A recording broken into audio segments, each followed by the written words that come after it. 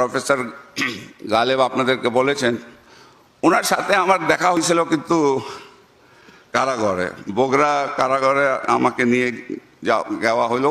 ওনার সঙ্গে আমার সাক্ষাৎ হয়েছে কারাগারে, বগুড়া কারাগারে। যে কারাগারে যাওয়াটা হচ্ছে আমাদের রহমত হয়েছে না, রহমত নাহলে ওনাকে পেতাম নাকি? উনি বাংলাদেশের অন্যতম শ্রেষ্ঠ ধনী ব্যবসায়ী, সফল ব্যবসায়ী। তো রাত্রে 2টোর সময় আমি জেলে গিয়েছি, রাত্রে 2টো। তো আমাকে নিয়ে যাচ্ছে তারা। যখন আমি বললাম যেখানে নিয়ে যাচ্ছেন আমাকে, ওখানে আর কে আছে? তো ওনার কথা বললেন আর আরেকজনের কথা বললো। তো আমি ওনাকে চিনতাম না, তখন নামও শুনি নাই। তো উনি বললেন যে তাই স্যার আমি তো ফজরের নামাজ, বলে কিনা উনি ফজর নামাজ পড়েন, আপনি সকালে উঠে আপনাদের রুম পাশাপাশি হবে, সকালে ফজরের সময় আমরা খুলে দিব, আপনি গিয়ে ওনার সাথে সালাত আদায় করতে পারবেন। তো সে ফজরের নামাজ দিন প্রথম ওনার সাথে আমার দেখা। আমরা সালাত পড়লাম। সালাতের পরে যেটা ওনার অভ্যাসটা আছে, উনি একটা হাদিস বললেন এবং সেটার উপরে বেশিক্ষণ না, 5-7 মিনিট একটা বক্তব্য রাখলেন। পরে আমার কিন্তু অনেকগুলি প্রশ্ন ছিল, যেটা আমি যখন ময়মনসিংহ কারাগারে ছিলাম, এখানে ঢাকার কারাগারে ছিলাম, তখন আমার অনেক মনের মধ্যে অনেক প্রশ্নগুলি ছিল। তো ওনার সাথে আমার মনে আছে সেদিন সকালে আমি একটা প্রশ্ন ওনাকে করেছিলাম, যেটা উনি উত্তর দিয়েছিলেন।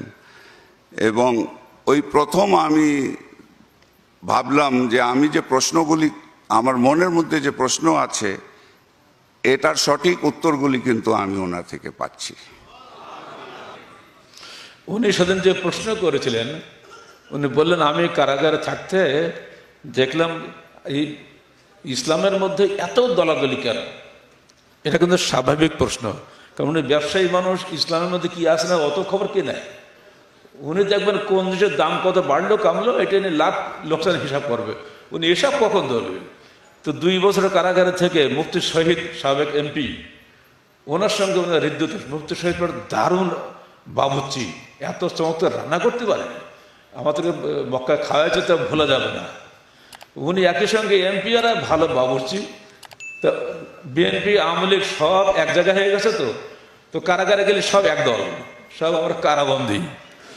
মোহাম্মদ নাসিম একসাথে, উনিও আছেন, সবাই একসাথে। তো সেখানে আর কি আলোচনা করবে? তা আলোচনা কি, বাবা তোমরা তো মুফতি মানুষ, তোমাদের এত দলাদলি কেন বলো? তো মুফতি যেসব জবাব দিয়েছে ওনার একটা পছন্দ হয়নি। কিন্তু এরা তো মেরিটোরিয়াস মানুষ, ওই গোজামিলকে পছন্দ করে নাকি? গোজামিলটা আমিও বরদাস্ত করতে পারিনি। বাবা স্ট্রেট ফরওয়ার্ড বল, হয় হ্যাঁ না না, মাঝখানে আবার কি? এগুলো আমাদের কিছু মানুষ আছে ভিতরে সব কুলায় না, স্পষ্ট বলো। যাক, ওনারা মজহাবি দৃষ্টিকোণে যেভাবে বলেছেন সেটা ওনার পছন্দ হয়নি। প্রথমেই আমাকে প্রশ্ন করলেন এই পথে যে ইসলামের মধ্যে এত দলাদলি কেন? এখন যাদের নামে দল সৃষ্টি হয়েছে তারা দলাদলি করতে বলেননি, এগুলো পরবর্তীতে তৈরি করা এসব দলাদলি। এক কথা উনি বুঝে গেলেন বিষয়টা, তাহলে আসলে ঠিক আছে, গোলমালটি আমরাই। এখানে আমি ওনার আসার আগে যেখানে শুরু করেছে ওখানে একটু মনে করে দিই। প্রথমে আছে এদেশে হানাফি মযহাব, তাই না? ইমাম আবু হানিফা কি বলেছেন তোমরা বলতে পারো? দেখছেন কোন বিষয় মুখস্থ হয়ে আছে, যা সাহাল হাদিস, যখন সহিহ হাদিস পাবে ওটাই এবার মযহাব। বলো আহলে হাদিসের তরিকা কি একই না? তাহলে হানাফি আর আহলে হাদিস কোন ফারাক আছে? এবং আমার মনে আমরা 7 দিন ছিলাম একসাথে, 7 দিন বা 8 দিন ছিলাম, 3 জন, বাট আমরা 2 জন 7 দিন বা 8 দিন ছিলাম। দিন কয়দিন ছিলাম একসাথে? 7 দিন, 1 সপ্তাহ ছিলাম, 6 দিন 7 রাত। কিন্তু আমি মনে করি ওই 6 দিন 7 রাতে আমি যদি মনে করি যে এটা আল্লাহ তরফ থেকে, আল্লাহ সুবহানাহু ওয়া তাআলার তরফ থেকে এটা ছিল যে আমাদের দুজনকে উনি মিলাই দিয়েছিলেন। ওই ওই ওই 7 রাত আর 6 দিনে আমি কিন্তু অনেক কিছু ওনার থেকে শিখেছি, জানতে পেরেছি, এবং আমার মনের মধ্যে যে অনেক প্রশ্নগুলি ছিল সেটার উত্তরও পেয়েছি আলহামদুলিল্লাহ। 6 দিনে ওনার সঙ্গে বলা যেতে পারে 6 দিনই ক্লাস হয়েছে আমার। এক এক দিন এক এক প্রশ্ন ওনার আসে, সেগুলো উত্তর দিতে দিতে 6 দিন কীভাবে হারিয়ে গেল, যাওয়ার সময় সত্যি আমার সঙ্গে চোখে পানি আসছিল যে এমন একটা হুঁশিয়ার মানুষকে আমি হারালাম।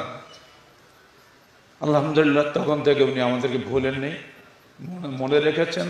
ফোন করলে যে উনি ধরেন, তিনি আমাদের সাহায্য করছেন, এই জন্য আমরা তার প্রতি কৃতজ্ঞ। 2017 সালে উনি এখানে 40 মিনিট ভাষণ দিয়েছিলেন। সে ভাষণ আমাদের কাছে এখনো পর্যন্ত অক্ষয় হয়ে আছে। তার সে মনের কথাগুলো খুবই আবেগময় ছিল।